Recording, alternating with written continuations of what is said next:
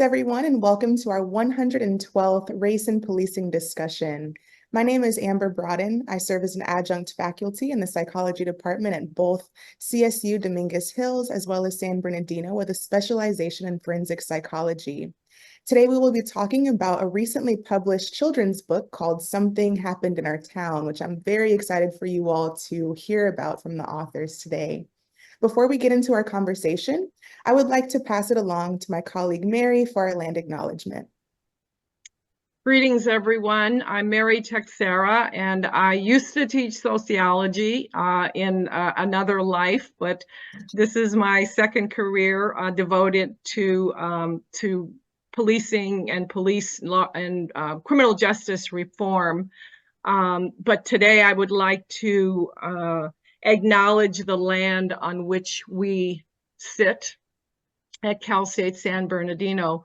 We recognize that this university sits on the territory and ancestral land of the San Manuel Band of Mission Indians.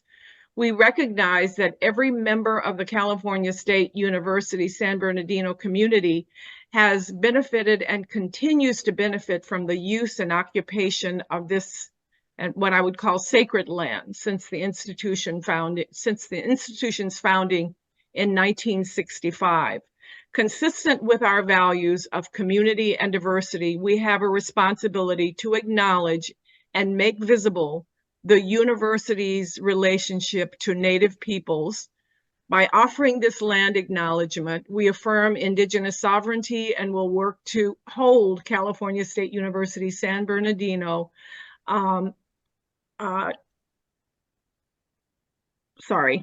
more accountable to the needs of American Indian and Indigenous peoples. So with that, I will turn it over to my colleague, Michael German. Hi, everyone. My name is Mike German. I'm a fellow with the Brennan Center for Justice and a former FBI agent. And I'd like to turn it over to my colleague, Robbie. Thank you, Mike. My name is Robbie Madrigal. I'm from the Fowle Library. I've been with the series since its founding in 2020. And we're really excited about our special guest today. I'll now turn it over to the Dean of CSU Libraries, Rebecca Lubis. Greetings, everyone. I am really delighted that we're featuring this important book today.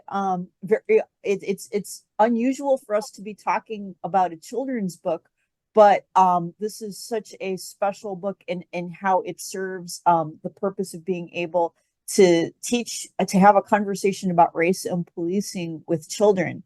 The book, copy here, and yes, we do have a copy in the Fowle Library for you to check out. Something Happened in Our Town is part of a really useful series by the American Psychological Association. They have an imprint called Imagination Press, and all of the books deal with tough topics to talk to children about. And they often have in the back of the book a note to parents and caregivers that give typical questions a child might ask and how to engage with these really tough topics. In this particular book here, the authors, who are all psychologists themselves, Dr. Celano, Dr. Hazard, and Dr. Collins. I believe you all met while you were working over a long period of time at Emory University, collaborated on this story and collaborated with an illustrator to really kind of sensitively portray children in a town dealing with a police shooting of an African-American person and all the feelings that come up with that. And I really appreciate how the book goes from the point of view with a Black family and with a white family and the kinds of questions those children would have, because children see things, they ask tough questions, and children asking tough questions has lately been the subject at the heart of the book banning and book challenge controversy. Many of you who have followed some of the things we've been doing in the library this past year know that we've engaged with why books are challenged. And in this particular case, the topic of the series that brings us together today, race and policing, this is one of the topics that has popped up in Book Challenge. This particular book that we're talking about today is the 6th most challenged book according to the ALA in the year of 2020, not surprisingly linked with the year of the George Floyd murder. And one of the main reasons for the challenge is a possible negative portrayal of police. And if you've read the book, you know that this is a very sensitive conversation about, some police do things that, are not good things. And it's written, again, at a level that a young reader can understand that. So many of the other books that we've talked about have been about the topic of race and policing too. Early last year, one of the books that we discussed the most was Hate U Give, which has to do with the police shooting as well. So this is a very timely topic for race and policing, and also very much talks about the concept of what we can engage children in and how children can navigate these issues of our time, and how we deal with that some folks are uncomfortable that we're talking to young people about these topics. So I really appreciate our authors on a personal level. I was familiar with the series even before this came up because on a personal note, my husband is a psychologist and he uses the Imagination Press books in his practice. So I'm very, very happy to give this series some spotlight. So thank you so much to our authors, and I will turn it over to them. All right, thank you. I'm going to share my screen and hope that everyone can see it. Thank you for those kind words and for being such an advocate of Imagination Press books. On behalf of the three of us, we're delighted to be presenting to such a multidisciplinary audience. And we appreciate our conversations with you in planning today's event. So we're going to talk about promoting anti-racism through children's picture books. If I can figure out how to make it move.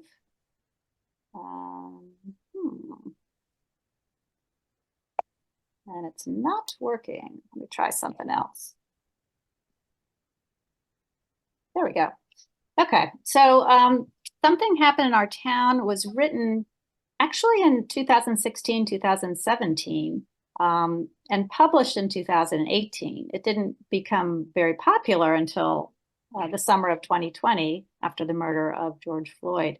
But it is the first of the Something Happened series. We have written other books.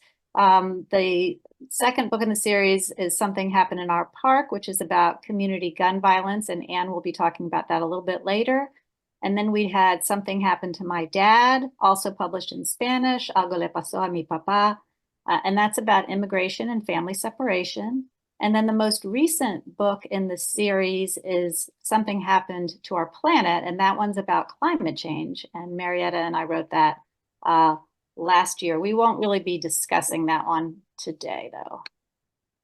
A little background on us. Yes, the three of us are psychologists. We met at Grady Hospital, a large urban hospital in Atlanta, serving a primarily low-income African-American population. We were all working there, I think, for, I don't know, 20, 30 years. I'm still with Emory, which I was working for Emory at Grady. I'm still with Emory. Marietta retired from Emory and is now at Morehouse School of Medicine. And Anne retired, and is now writing children's books and doing other things. Like other children's books, and as is common in the book industry, we did not pick the illustrator for the book. The illustrator is picked by Imagination Press, the publisher, but we were delighted with Jennifer Zavoin's illustrations for Something Happened in Our Town. All the books have different illustrators. There's some pictures of us promoting the book. Okay, so why did we write this book? This book grew out of our concern about the well-publicized, disproportionate police killings of unarmed African-American men, women, and children, including the murder of 12-year-old Tamir Rice, which, as you recall, was a long time ago, 2014, in Cleveland. We wondered how kids and families made sense of these events and how the news reports affected them. What kinds of conversations were they having about it?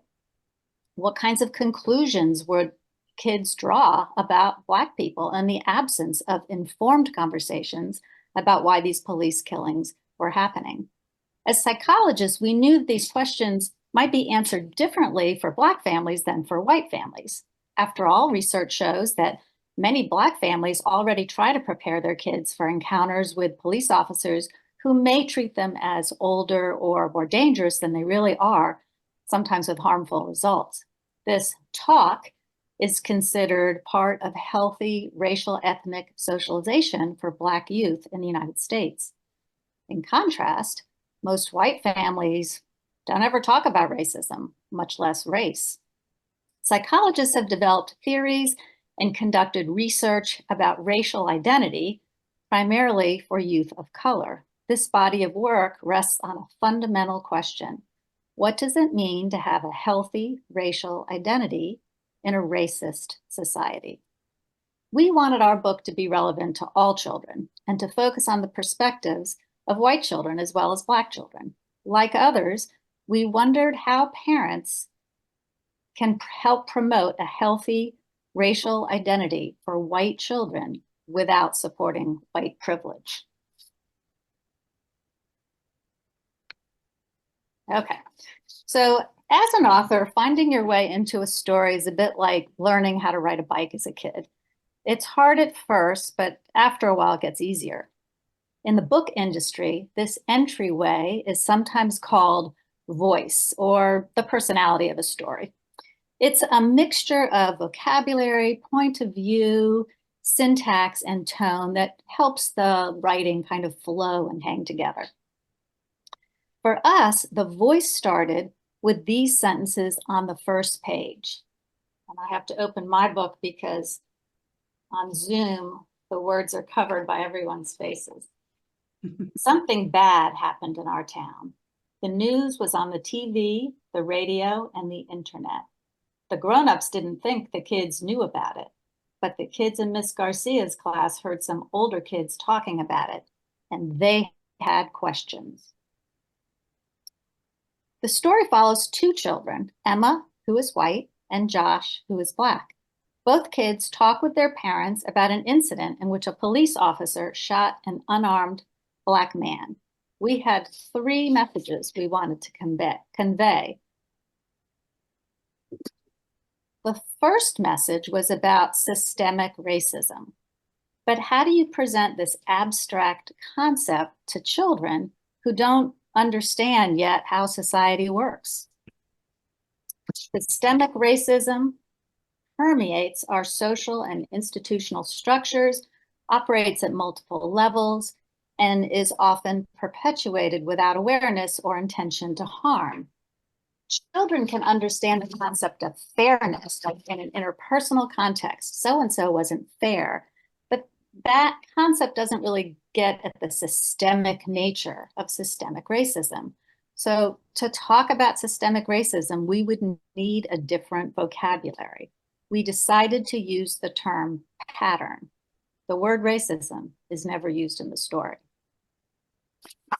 And I'm gonna pass this on to Marietta. Okay, great. Hello, everyone. If you look at this particular page, this is probably the spread that got us in the most trouble. And this is when we see the Black family talking together about the police shooting. And again, the story, based upon the story, the youngest child overhears about a police shooting and he comes home and talks with his parents about it. Here, we see the older brother saying, cops stick up for each other and they don't like Black men. And the younger one, of course, is very confused because he's like, why not? You know, some cops are Black, and his mom is like, yes, you know, that is the case because they have a friend who's Black. But his dad says there are many cops, Black and white, who make good choices, but we can't always count on them to do what's right. And that's the first time where we talk about police in a way that really I guess I'll say, caused some consternation.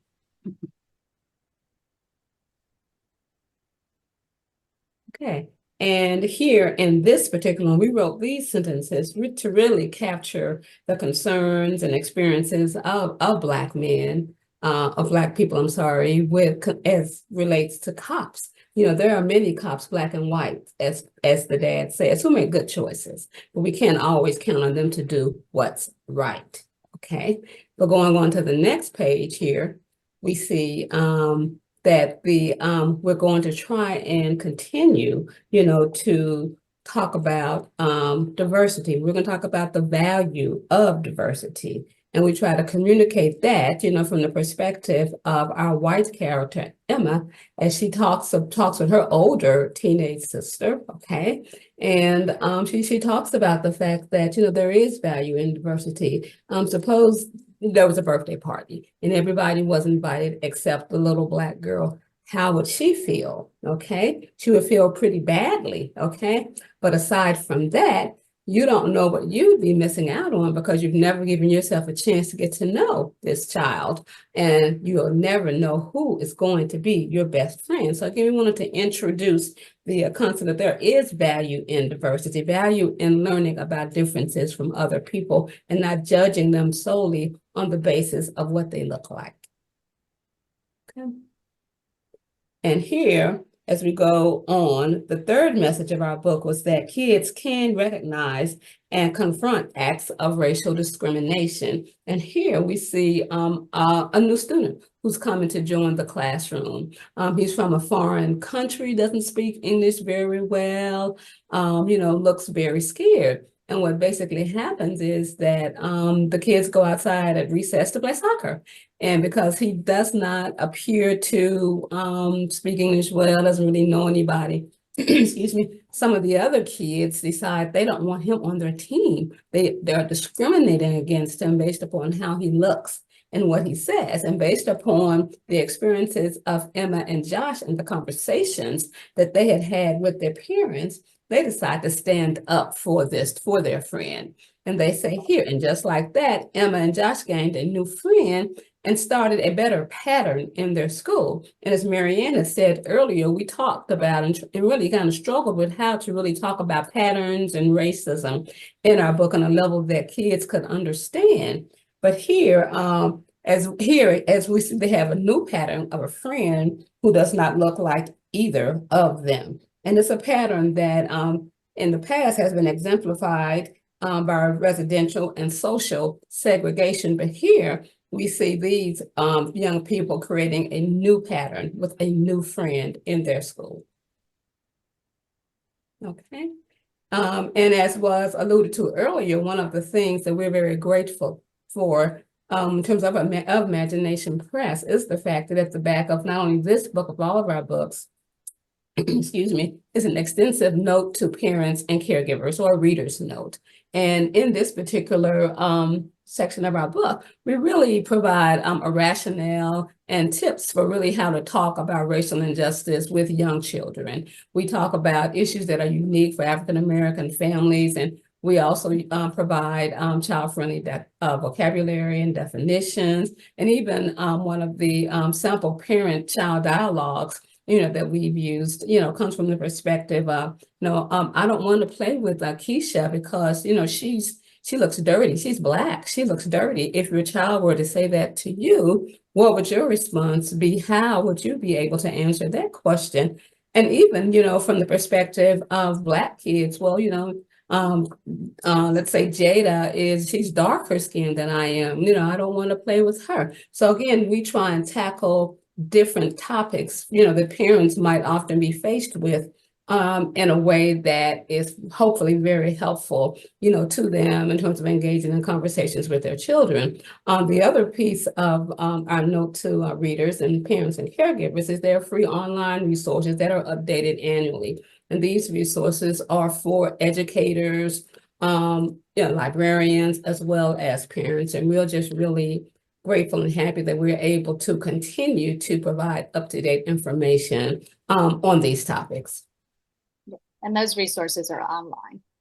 Okay, and so I want to introduce the audience to two additional books in the Something Happened series that can also foster discussions of systemic racism. Something Happened in Our Park is about Miles and his family. You can see Miles on the cover. He's the kid with the blue shirt.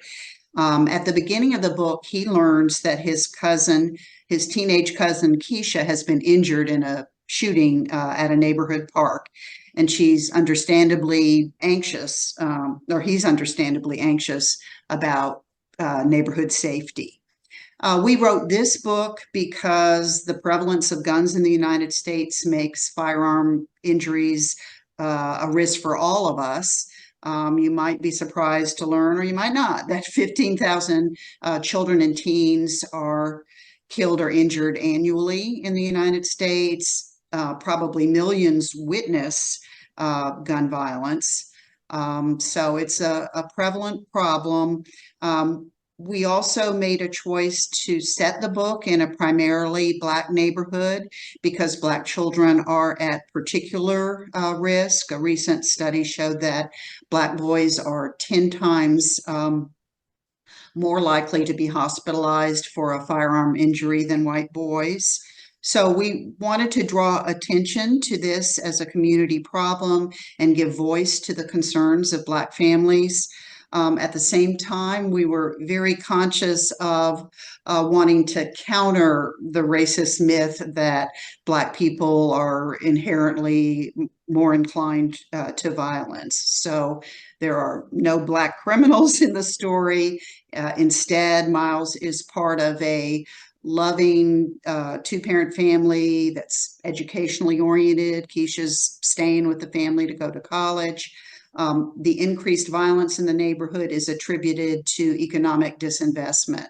So you can see on the left side of the, well, this page is kind of in the middle of the story after Miles has expressed a wish that he's scared in the neighborhood. He wishes they could move. And his father says, you're right, there's less money and more violence here since the factory closed, but we can't afford to move. The other point we wanted to make in the book to sort of counter myths is to discuss community strengths. So we see mom saying, this is where your dad and I grew up. There's a lot that we love about this place, like Grandma B's red velvet cake and the 8th Avenue Church Choir. Oops, I got to get my book too. And then his dad goes on to say, the most important thing is that the people here care for each other. As the story progresses, the community works together to increase opportunities in the community and to increase safety. At a gathering at the end of the story, the mayor proclaims that the mayor has allocated funds for a new factory. So there's some economic investment, and in her speech, she says, violence ends when dreams begin, which we really believe is true.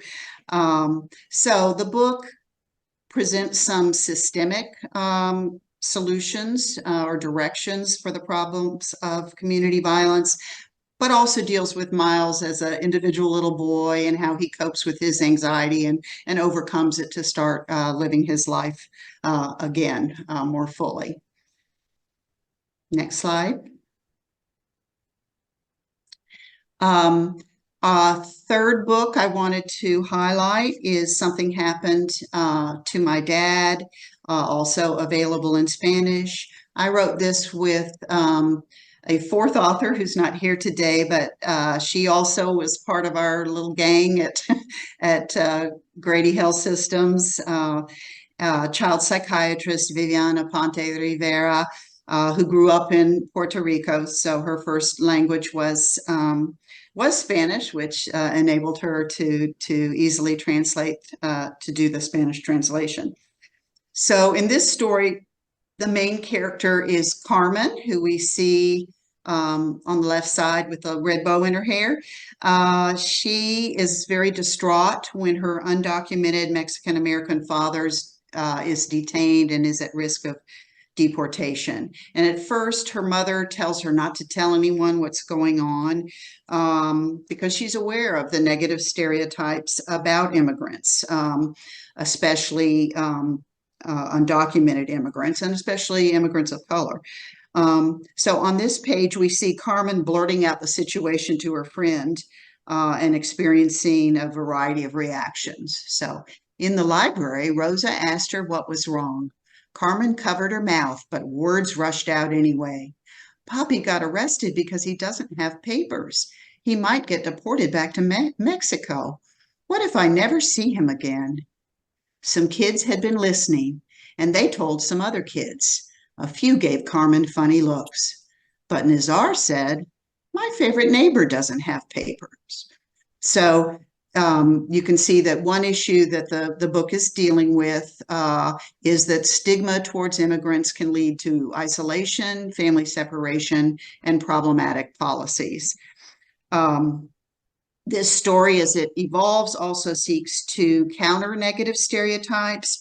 We get to know Carmen's father through her memories. He's a hardworking man. He's fun and a loving father. The community this also has a community empowerment theme similar to Something Happened in Our Park. So the community rallies to support Carmen's family in hiring an attorney. And Carmen uses a variety of strategies to cope with being separated from her father. So, a second message that is embedded in the book is that newcomer families have strengths, and they also have a lot of commonalities with citizen families. The book, figuring out how to end the book was a interesting challenge for this one because we wanted to be realistic, but also encourage hope. So what we came up with, I don't know how well you can see this, is the last page of the book is a children's drawing. You can see it's, doesn't look like the other illustrations. So it's a children's drawing, presumably by Carmen, that has her dad, Carmen, and the mom together. So it is left up to children to decide whether this is what really happened or whether this represents what Carmen hopes will happen. So that was the way we ended this particular story. Next slide. So a really fun and also very enlightening part of writing children's books is what happens afterwards, which is that you get to interact with a lot of children in classrooms. You get to have workshops with adults. We've met with groups of parents, teachers, librarians, faith leaders, business employees. Yeah, I forgot about what were the two big businesses? Was it Walmart? Walmart. Yeah. Yeah, was it J. Morgan Chase, Marianne? There was Anyway, so we've had very diverse groups of adults we've talked to, and most of what we've talked about has been race-conscious parenting with adult audiences. And why have we chosen to deal with that topic? First of all, as y'all well know, there are very contradictory messages about race in the United States. We celebrate, our ideal of freedom and justice for all, but that's not the current reality. It's certainly not the historical reality, and that's not the current reality.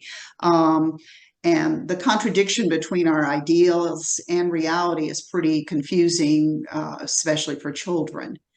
Secondly, although some parents, aren't quite aware of this or sort of shut their eyes to this, children very readily notice race and they notice disparities. And in the absence of discussion about what has contributed to those disparities, kids are going to make up their own explanations for why disparities exist. And those explanations are likely to reflect bias and myths embedded in our culture. So if you think about a message that all kids get. You know, work hard and you're going to succeed in school and succeed in life. Well, what happens when a kid who's, let's say, what happens when a white kid whose parents aren't talking about race, you know, drives through a Black neighborhood that is poorer and notices that? You know, they're likely to draw some conclusions about why that happened.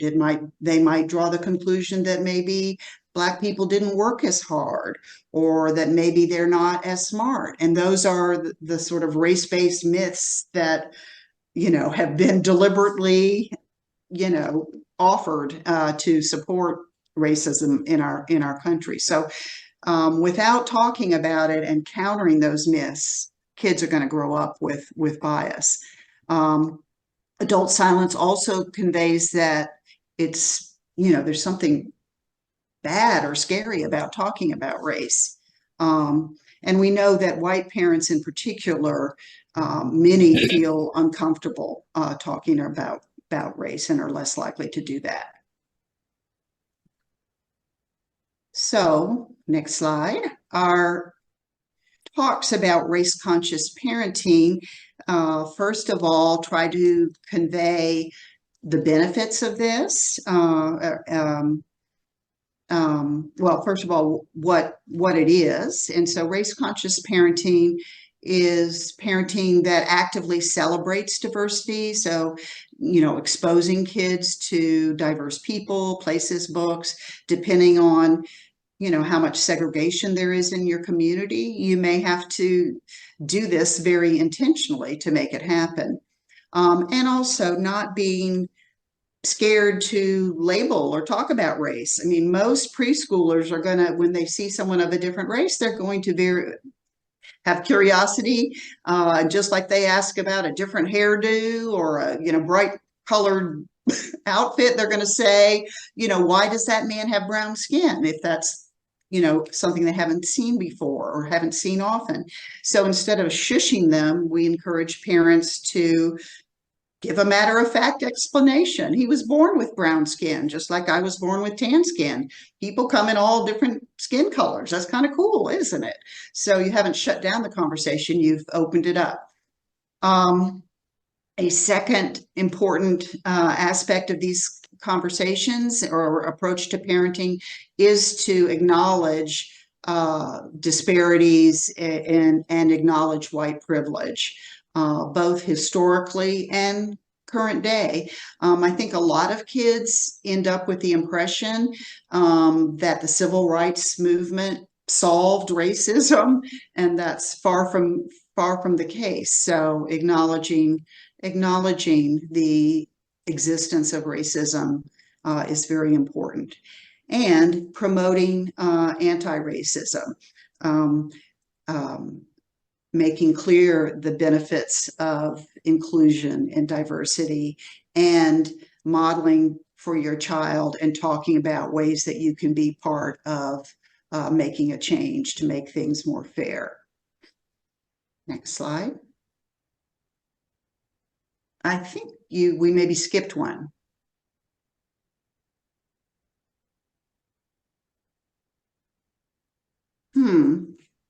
Oh, okay. Sorry, I'm wrong.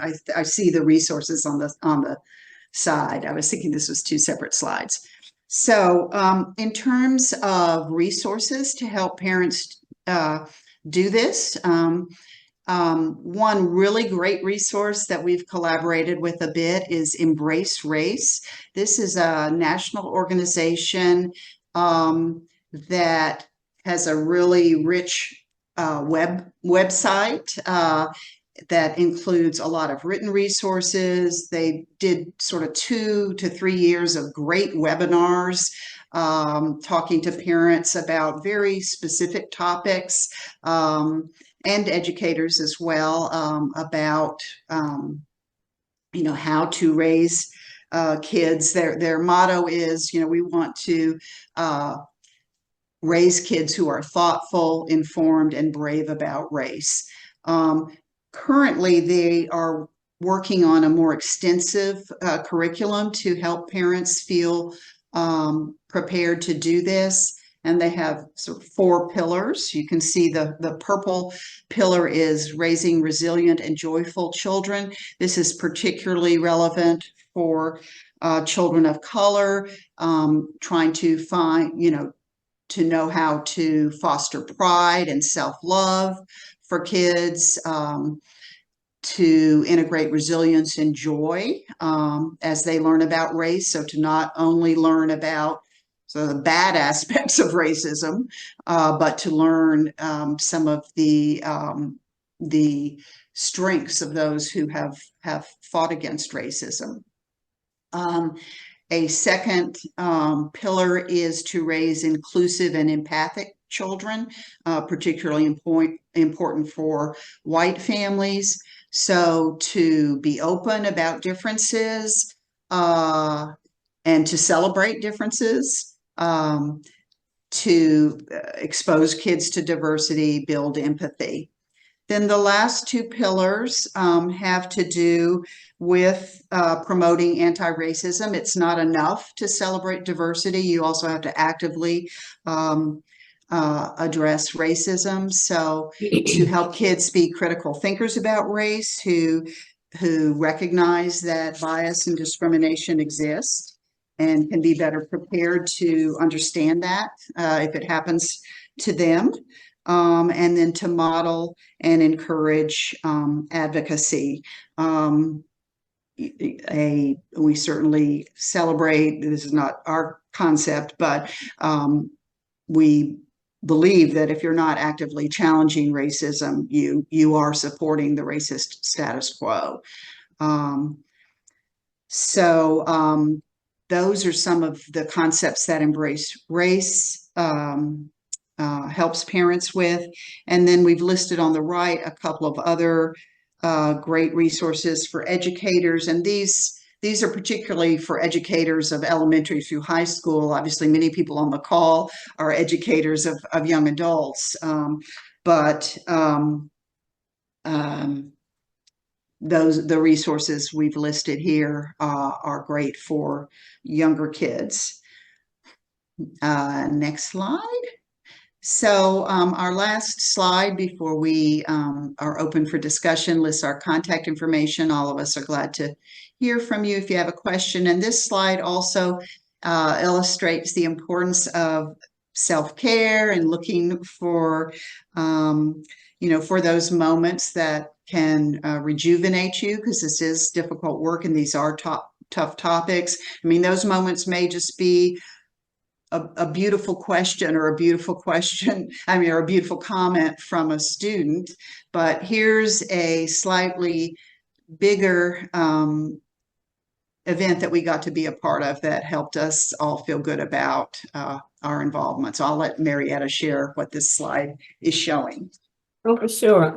This is a slide of a discussion that happened as a result of a play that the Children's Theater Company in Milwaukee, is that correct? Milwaukee, Wisconsin. No, Minneapolis. Minneapolis, I always get them confused. I'm sorry. Minneapolis, I'm sorry. Minneapolis, Minnesota. Okay.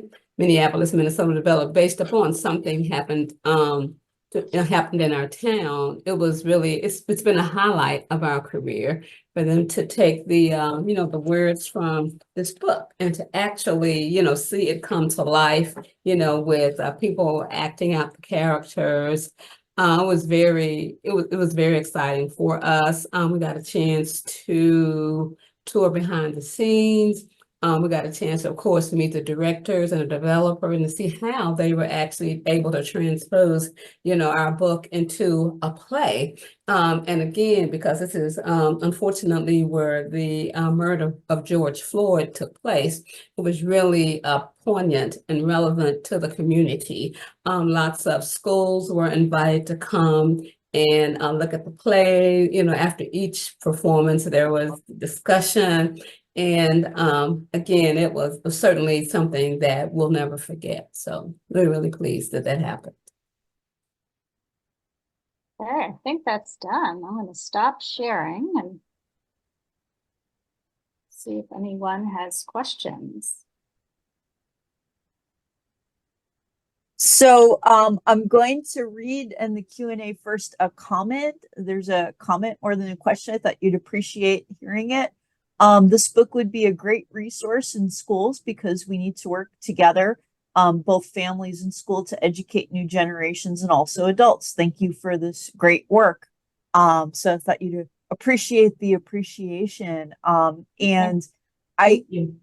I would add to that, that I have found as part of working with some of these banned books, which are often frequently books for younger readers, that sometimes either a children's book or a young adult book can be a great springboard for adults to talk about tough topics too, instead of reading a scholarly work or a more dense work. Sometimes, reading something that might be aimed at a younger reader kind of helps us as adults process these really tough topics too. Because maybe we didn't deal with some of these topics when we were that age, and that level is a more accessible one for Right. folks. In fact, we encourage adult readers, parents, and teachers to read the note at the back of the book before they decide to share this book with their students or with their own children. And one of the more controversial moments that we encountered with this title was when, I think it was during the pandemic, when someone, not us, but someone else made a YouTube video of the book. And remember, schools were happening, lessons were happening virtually. And so I think a teacher just put on a YouTube in which there was, I guess, an animation along with the words of our story, but the teacher had not read the book or had seen the material at the back of the book. And I think it was a 5th grade classroom. Am I right, Anne and Marietta? Was it 4th or 5th? It was. Yeah, it was an older elementary class. Yeah. Mhm. And a kid went home and told their parent about it. And the parent, I can't remember if the parent was a police officer or knew someone that was a police officer, The but parent, right, the parent. yeah, but registered disapproval and objected to the book. And that led to a lot of, discussion about whether the book should be read in elementary schools, and to many schools attempts, and some successful, to ban the book. And the most recent banning that I know about was a high school. Mhm. That was last year. A high school banned our book.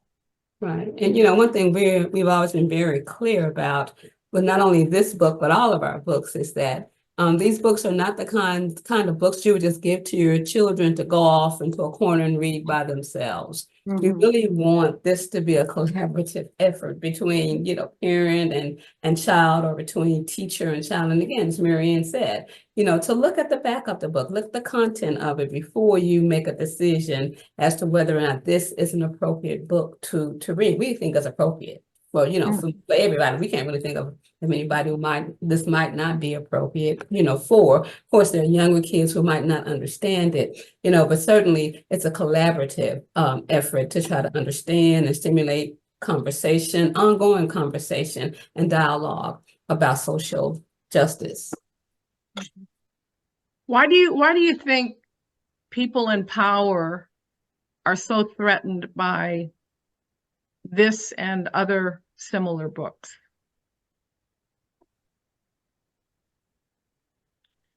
That should be an easy one. That should be a slam dunk. I was going to say, because it certainly does disturb the norm. It disturbs the norm of what has been the accepted practice in our country, for years, and continues to be an accepted practice in our country. And to hear voices that are challenging this can be very threatening, to people, is what I'll say. And I'll just toss it to Anne or Marianne to continue with it. Well, obviously police are used to being in power and used to that power not being challenged. And while we feel like the book, it was a struggle, and we had to debate various wordings, but we wanted to hold true to the reality that there is disproportionate use of force by police against communities of color. We didn't want to demonize police, and I think we did a pretty successful job of it. But But it is, I will say, the challenges have come from white communities, and particularly communities where, often a family of a police officer that, that doesn't like it. Even though, when we talk about it, one of the really interesting, when we talk about it with kids, and we've read the book and discussed it with hundreds of kids, we've never had a kid, and we, often say, well, what do you think was the message of the book? Virtually all kids, first grade and up, get the message. The message is, you should be fair to all people. Doesn't matter what their skin color is. Things should be fair. They should be treated fairly. Nobody says police officers are horrible. Right. Or police officers are bad guys. Not at all. We do have discussions sometimes that police can make mistakes, just like everybody can make mistakes. It can be scary and very dangerous if a police officer makes a mistake with his gun, obviously, because that can be deadly. But, I don't have any problem standing up for that message. I want to add to that. First of all, that the last thing that Anne said about other ways of talking about the police is in the back of the book. So we do address questions that kids might have about police there. But one of the most interesting conversations I had about something happened in our town was with police officers, educators, and some parents in a town outside of Binghamton, New York. Marietta, you were a part of that, right? Yes, I was. Yes, I And was. it was very interesting because they deliberately did a webinar that was open to parents in the community. And this is after highly publicized banning of our book in Binghamton. This is, I think, 2020 or 2021. I can't remember. But what was fascinating is that once the two police officers that were part of the panel had read the book, they actually thought it was fine. They didn't have any objection to the actual story. And one of the educators, who is very senior in the community and is friends with, I guess, the police chief, said, there are things that the police can do. Like you can stop passing on bad cops. So we got some bad apples. You got to stop passing them on to the next town or to the next job. There were some other suggestions that came out of that. And also on this call, we had SROs, I guess the police officer in the school. Some of the schools have. And there was a young guy there who was the sort of police officer in the school. And he said that he had very frank discussions with some of the students and had a whole different model of policing, based on sort of community involvement and knowing the kids. And so it was a really productive discussion. And that was with several police members in the panel. Oh, for sure. And what's interesting is that, as we had met prior to the webinar, and at that time, the police officers had not read the book. Right. But once they read the book, okay, yeah, it was funny. Then there's like, hey, there's nothing wrong with it. This is a pretty good book, But having said that, I did see the other question about the proper age for the book. And for all our books, the one on gun violence, this one, for all of them, we think it's the parents' decision to decide if their kid is old enough for this book. I mean, on the website, it'll say ages 4 to 8 or 5 to 9. But, we have a population of children in mind, but we respect the views of the parent who knows their kid best, right? And knows when their kid is ready for this book. Can you talk a little bit more about the pushback that you got for this particular book?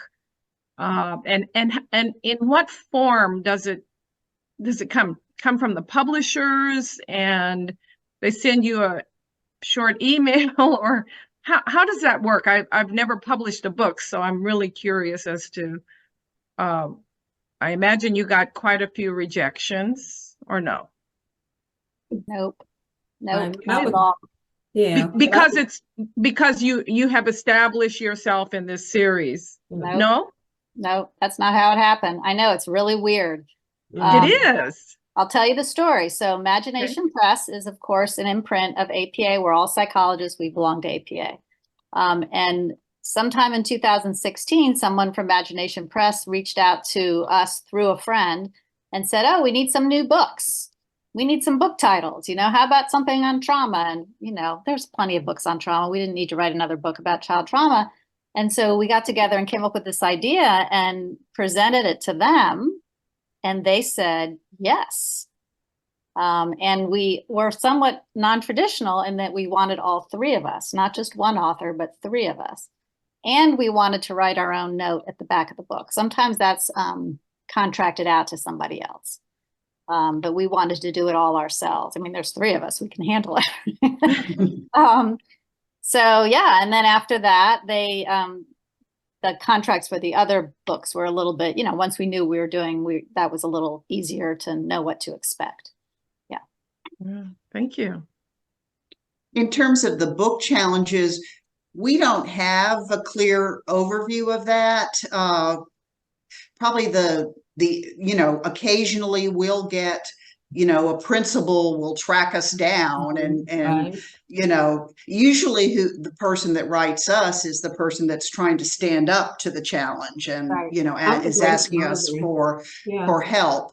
Occasionally there might be an article in a local newspaper that someone sends us, but we don't, we have no way to systematically know where it's being challenged or what the outcome is, unless there have been a couple of cases where we've gotten a little bit involved in trying more directly involved in trying to help a community stand up. The American Library Association encourages people to let it, and they're tracking. That's how we ended up number 6 on their list of challenged books. So of the challenges that get reported to them, they track what's being challenged, but even there's probably many more challenges happening that beyond what gets reported. Yeah, what's typical is that we're open our emails and there's this letter, there's some kind of a news article or a letter from someone who had been at a school board meeting and heard some dissension about our book. So that's typically what happens. I don't know if people have ever directly gone to Imagination Press. I think it comes to us. Look at our email addresses, and they typically can find mine and Marianne's. They can't find Ann's as easily as me. And that's how things get going. Wow. Well, I sure want to thank you all for, I just love discussions of books and everything about books. And this has been a really unusual program in terms of all of our other 100 plus programs. And I'm just so thankful that Jeremy was able to put this together with Rebecca and make something just so beautiful. Do you all know who Michael Threets is? Threets? The TikTok librarian. Oh, yes, I know who he is. I know, big hair. He's trending he's trending on TikTok, and he's on the spectrum. He admits that he's on the spectrum, but he's speaking all over the country about books. And I just love this. I love that that's the topic that's trending on TikTok is Michael Threets, and I just love him. I love his attitude toward books and children, and I don't know. I just sort of envision you all partnering up with him or something, because you can't let this trend go away. My very last question, especially right before Children's Book Week. I think Michael had a question, I thought. Yeah. Oh, I'm sorry, Michael. Go ahead. I didn't want to hog the whole program, which I normally do anyway. So I'm not going to apologize anymore. No problem. And this somewhat goes to a piece of what I think Mary was asking. And correct me if I'm wrong, Marianne, but I thought you said that you didn't use the word racism in the first book. We didn't use it at all in any book. And can you talk about that decision? And was that something that the authors decided, or something that the publisher had some interest in? And what was your concern with using that word? We decided, right? And I'll But let my Marianne, co-authors- yeah, go ahead. I think you should clarify that it's not in the book in the text for kids. Right, that's what I Right. meant. It Yeah, is it's in the not book, story. in the note to caretakers. Right, yeah, it's not in any story, right? It is in the back of 2 or 3 of them, right? Is it in the back of Dad, Anne? Do you talk about racism in the back of Dad? Yeah, so it's in the back, and yeah, in Planet we talk about climate justice. So it's in Right, all of our right. material for adults. But we chose not to do it for children for a number of reasons, one of which is the book is kind of aimed for 4 to 8-year-olds. And Right. racism is a very abstract concept that requires some knowledge of the world. It requires kind of an adult sensibility, or at least a young adult or youth sensibility. And we wanted to talk about patterns, right? And we talk about racism, we don't say racism, but we describe it as a pattern of being nice to white people and Right. mean to Black people, and using An words that unfair young children pattern. would understand. Right, Yeah. an unfair pattern is Yeah, what. unfair because- pattern. Right, because it's very difficult to explain Yeah. and to write a book, for kids in that age group using those words, should I The say. other problem is that you're limited as a children's book writer. You're limited, at least with Imagination Press, to 1,000 words. And so you don't want to introduce a concept and then define it, right? That just takes up too many words and gets in the way of the flow of the story. And so they gave us 4,000 words for the note at the back of the book and 1,000 words for the story. So we had to be very careful about what words we included, right? Great, thank you. I'd say another piece of that, and we had to struggle with this because this was our first children's book. We're used to writing journal articles like many of y'all are.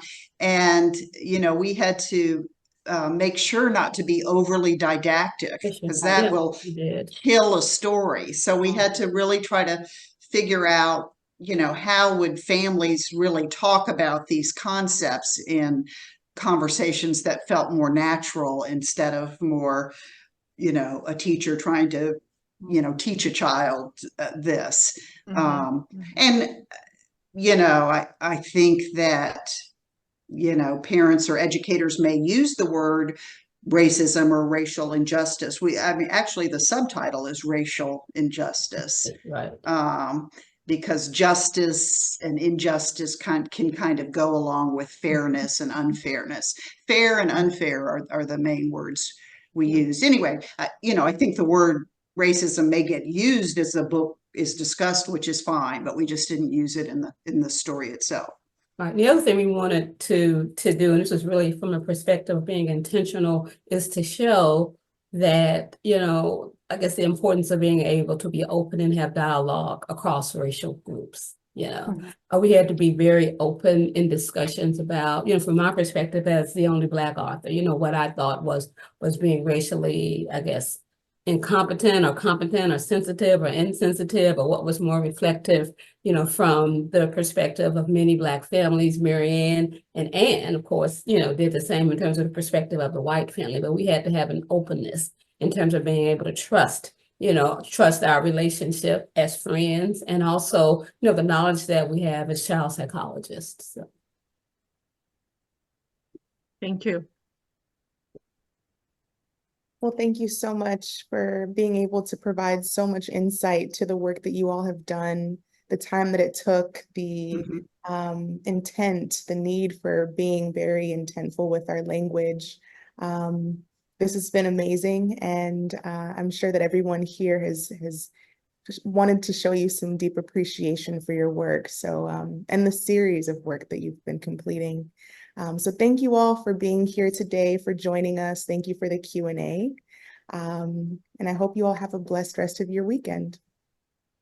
Thank you so much for inviting us. Yes, thank you so much. Bye. Bye-bye. Bye-bye.